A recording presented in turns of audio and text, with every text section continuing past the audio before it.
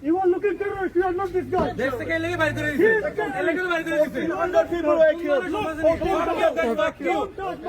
রংপুর এলাকায় কার্যক্রম নিষিদ্ধ আওয়ামী লীগের নেতাকর্মীদের হামলার শিকার হয়েছেন এনসিপি সংসদ সদস্য হাসনাত আব্দুল্লাহ।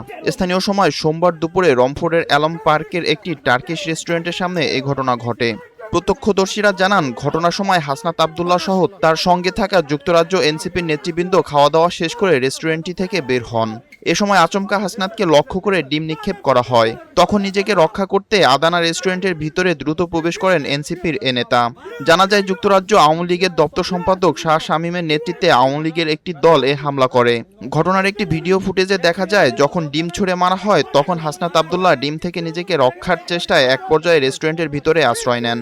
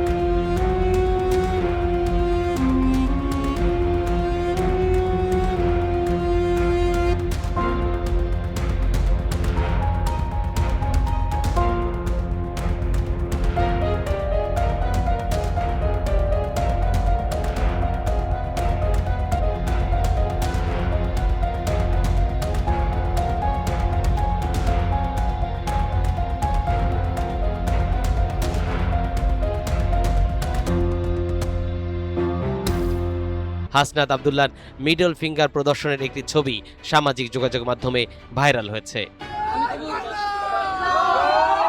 ফ্যাসিবাদী বিরোধী প্রতিবাদ হিসেবে এই বিতর্কিত ও সাহসী অঙ্গভঙ্গিটি প্রদর্শন করেছেন বলে ফেসবুক সহ বিভিন্ন সামাজিক মাধ্যমে দাবি করা হচ্ছে। ঘটনার বিবরণে হাসনাত আব্দুল্লাহ যখন অক্সফোর্ড ইউনিয়ন ভবন থেকে বের হন, তখন বাইরে অবস্থানরত যুক্তরাজ্য আওয়ামী লীগের সমর্থকদের তীব্র তোপের মুখে পড়েন। সেখানে উপস্থিত আওয়ামী লীগের নেতাকর্মীরা হাসনাত আব্দুল্লাহকে উদ্দেশ্য করে নানা স্লোগান ও উস্কানিমূলক আচরণ করতে থাকেন। এই চরম উত্তেজনাকার পরিস্থিতির মুখে গাড়িতে চড়া হাসনাত আব্দুল্লাহ বিক্ষোভকারীদের উদ্দেশ্যে মিডল ফিঙ্গার প্রদর্শন করেন। ওই মুহূর্তের একটি ছবি সেখানে ধারণ করা হয়, যা